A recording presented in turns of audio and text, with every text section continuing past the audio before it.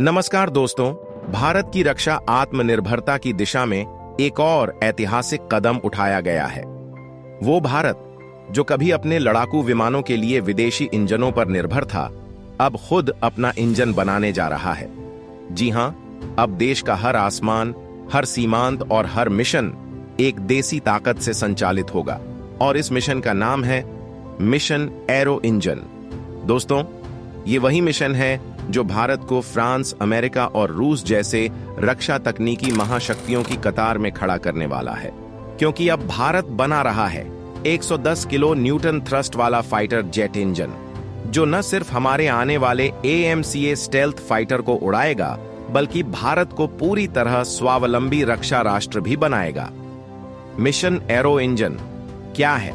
Mission arrow engine दरअसल भारत सरकार और DRDO, defence research and development organisation का एक संयुक्त कार्यक्रम है, जिसके तहत भारत खुद अपना 100 टन KN क्लास का एयरक्राफ्ट इंजन विकसित करेगा।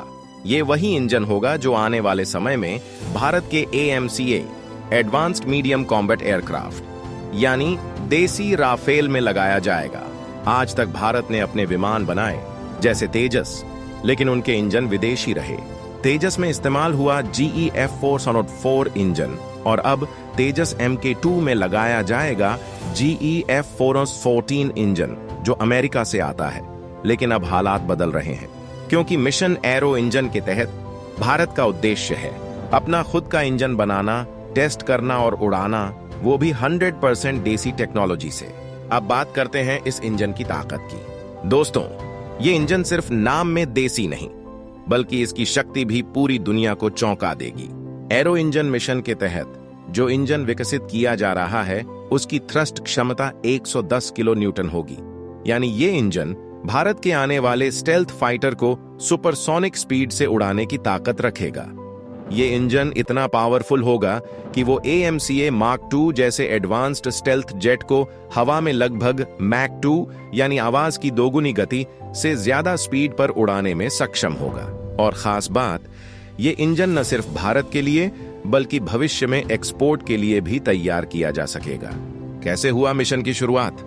अब थोड़ा पीछे चलते हैं। भारत ने लंबे समय से एक ऐसे इंजन की जरूरत महसूस की थी जो स्वदेशी विमान परियोजनाओं को विदेशी निर्भरता से मुक्त कर सके। 1980 के दशक में DRDO ने इसी सोच के साथ शुरू किया था कावेरी इंजन प्रोजेक्ट। लेकिन कावेरी प्रोजेक्ट कई तकनीकी चुनौतियों और फंडिंग की कमी के कारण आगे नहीं बढ़ सका। हालांकि उस प्रोजेक्ट से भारत ने जो तकनीकी अनुभव हासिल किया, वही आज मिशन एरो इंजन की बुनियाद बना।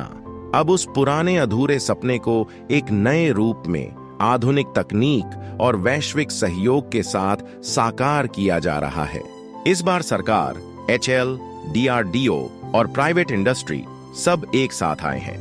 देश के सर्वोच्च रक्षा संस्थान इस मिशन को राष्ट्रीय प्राथमिकता के रूप में आगे बढ़ा रहे हैं। इस इंजन की डिजाइनिंग पूरी तरह से भारत में ही की जा रही है, लेकिन इसमें कुछ विदेशी टेक्नोलॉजी पार्टनर भी सहयोग करेंगे, जैसे कि फ्रांस की सैफ्रान एयरक्राफ्ट इंजन्स कंपनी।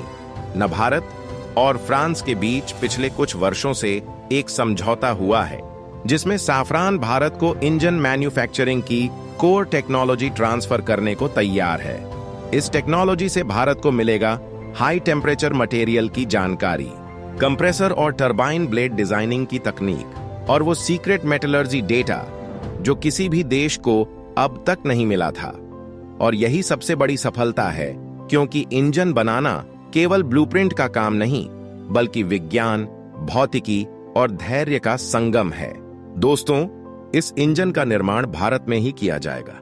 बेंगलुरु में चल और DRDO की साझेदारी से एक एडवांस्ड एरो इंजन कॉम्प्लेक्स बनाया जा रहा है।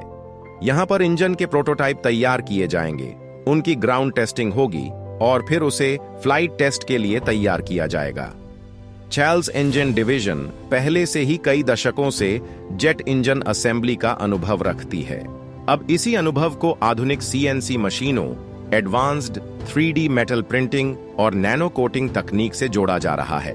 यानी इंजन के हर हिस्से, ब्लेड, शाफ्ट और कंबशन चैम्बर सब कुछ भारत में ही बनेगा। मिशन का उद्देश्य क्या है? मिशन एरो इंजन का असली उद्देश्य सिर्फ एक इंजन बनाना नहीं है, बल्कि भारत को इंजन टेक्नोलॉजी इंडिपेंडेंस देना है। मतलब हमें भविष्य में किसी भी देश से इंजन खरीदने की जरूरत न पड़े। हम अब